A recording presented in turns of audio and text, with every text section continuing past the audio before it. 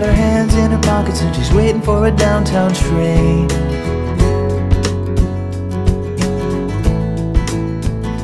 Yeah, in the high-heeled boots with the straps hung low and her head hanging down in shame. Right now, Luke is with Wynne, and then his sister Jackie's coming over to watch Wynne while Luke goes on a run. So when you guys are at home, is your family, when you're back in the States? Yeah. Is your family around? No, my family's on the East Coast, so we pretty much look after Wynne on our own, but we also have a really good babysitter there, and she helps us out. Yeah.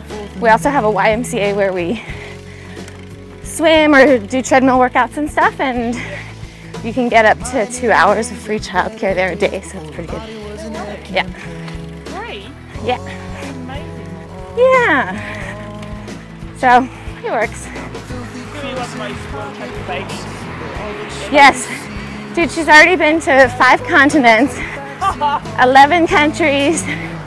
We started this a world box for her that has little like trinkets and money from everywhere she's been.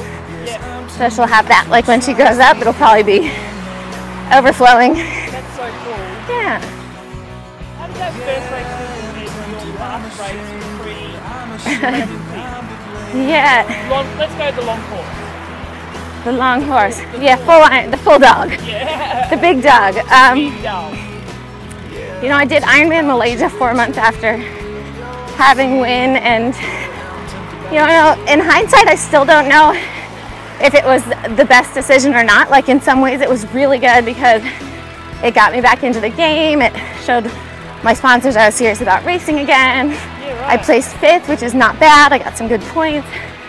But like it was definitely a huge stress on my body, but also just physically in the first 4 months of having a baby, trying to also train for an Ironman, and you know, it was a lot. I wouldn't, as I say, I wouldn't recommend it to anyone, but I did do it myself, but I also wouldn't do it again.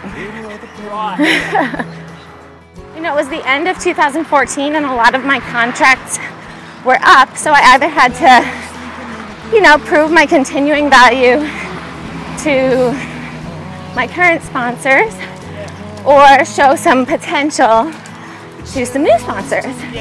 So, you know, I ended up doing a little bit of both, and yeah, that was a part of the pressure in it all that I put on myself. You know, of course, my lovely supportive Luke was like, I don't care if you have sponsors, I just want you to be happy and, you know, do what you need to do, which is of course what you want to hear, but you always want to be self-sufficient. And so, yeah, that was definitely one of the motivations in doing it. And I do think that it set me up to a point where I knew what I needed to work on, but I certainly wasn't, a little bit undercooked. Yeah, compared to where I had left off pre-pregnancy, I was definitely not quite there yet. So with the Malaysia, your run was phenomenal. No, it was not. It was my slowest Ironman run ever, which was a 3:30. Yeah, but considering you just had a kid. Yes, true. So. And it was hot. Yeah, and I think like it was just carnage out there from what I understand. Yeah. So, but is running your, like, that's your best leg? For sure. Yeah. Which is why you would have struggled with a 3:30. Yeah, that's, you know, for me to be in contention in Ironman, I have to run 3 hours or less. Right. That's just how it has been until now, but I've really been working on my bike so much, and it's really improving, so that's sort of the exciting part right now. Did you feel like, I guess physically there's a change, but also mentally it kind of changes you as well because you've got someone else that you need to essentially race for? Yeah, a little bit. It's, you know, physically at first I was like, yeah, whatever about these people and their baby doping or saying, you come back so much faster, because it was honestly so much harder to train. Just, you know, being sleep deprived with the baby, being, you know, 15 kilos or whatever overweight, constantly just like battling, not having done anything hard in a year. Like, it was really hard. I would go out every session and just be like, so that was pretty tough at first. But then I'd say about after the 6-month mark, things really start to change. Like once you get back to, you know, your original weight especially, but also getting those training sessions under your belt, I have felt, you know, stronger now than absolutely I was before I was pregnant, for sure. Wow. Yeah. Yeah, it's really cool. And I was convinced I was going to be the person it didn't happen to. You know, I was like, I'm going to be the one who doesn't lose the weight. I'm going to be the one who gets slower. I'm never going to be as fast as I was. But it's different. I think some of it comes too from maybe shedding like a year of fatigue. Like, you know, really being nice to your body for 9 months while you're pregnant, and I don't know, but I definitely feel a lot better now, and I feel like I have more energy for my sessions, even though I'm probably more tired from doing more work and hanging out with Wynne when I'm home, so yeah. Do you think you've become a more efficient athlete because you've got a better time management? Definitely. Like I used to be the one that would linger at the coffee shop for a couple hours afterwards, and now I realize, you know, each coffee is costing me $15 with the babysitter, so I should just get home. But also just, you know, I don't go out for a lot of super easy workouts as much anymore. I'll try to make everything count. So it's a little bit different in the time management. I don't have as much time to do some of the junk miles I might have been doing before. What's your big goals? Yeah, you know, I flip-flop on my goals just because of there's so much going on, you know, right now with women and sport and everything. But for me, my goal right now still is to try to qualify for Kona. So I've been doing mostly Ironman racing for that. Ironman's really what I'm the best at. I love half-distance racing. I love short course racing. I'm not that great at it. I really excel in Ironman where I have more time to really stay strong when other people might not be able to. So I'm focused on Ironmans, and I'd like to qualify for Kona. So, you know, my goal in Melbourne is hopefully maybe a top, I'd really like to be top 10, but my reach goal is definitely a top 5. And then later this year I'll be doing Ironman Cairns as well. Ah, yes. Yeah. The family.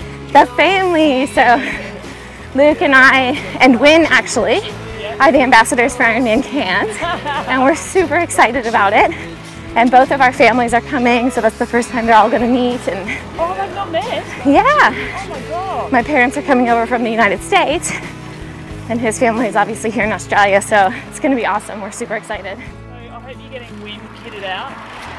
Yes, for sure. Yeah, she needs her own little like sponsor tee too, doesn't she? I think so.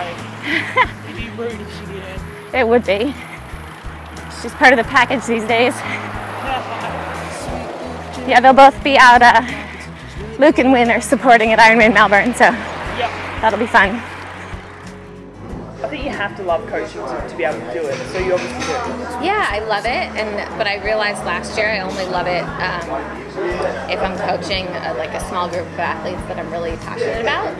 Because right now I have so much going on with Luke and Wynne and just the family, and we're helping manage the team, the Island House team, which is a big thing this year. So I took on fewer athletes this year. A few months into Luke coaching me, probably only 2 or 3 months into it, I had just done Ironman Wisconsin, and I thought I recovered from that for a couple weeks, and then we started training again. And we're in Kona, like 2 weeks before his big race in Kona. Or maybe even a week before, I don't know. But we're out there and we're doing like a 4-hour ride out to Kauai High, and we turn around at Kauai High and there's just all this wind. So I hopped on Luke's wheel, because Luke is like, you know, one of the strongest cyclists in the sport. It's hard for me to ride next to him even when he's riding easy. So I hop on his wheel, and I was just feeling super tired and super run down. I didn't know what was going on, like, why aren't I doing well? And Luke turns around and he's like, do you want to be a pro triathlete or not? And I was like, yes. And he's like, well, if you do, then get off my wheel, start pedaling. And I was like, but I'm really tired and it's just really windy. And he's like, you need to suck it up. So I've like time trialed the whole way home from Kauai High, just feeling miserable. Meanwhile, unbeknownst to us, I was like 8 weeks pregnant.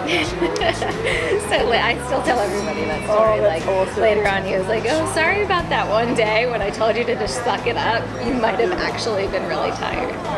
Oh, we might have a guest appearance. Oh, hi! Yay! Hello! Yay! You're on camera. Oh, it's so fun. Come on in. Yeah, but... Sorry. Say hi and then you can go.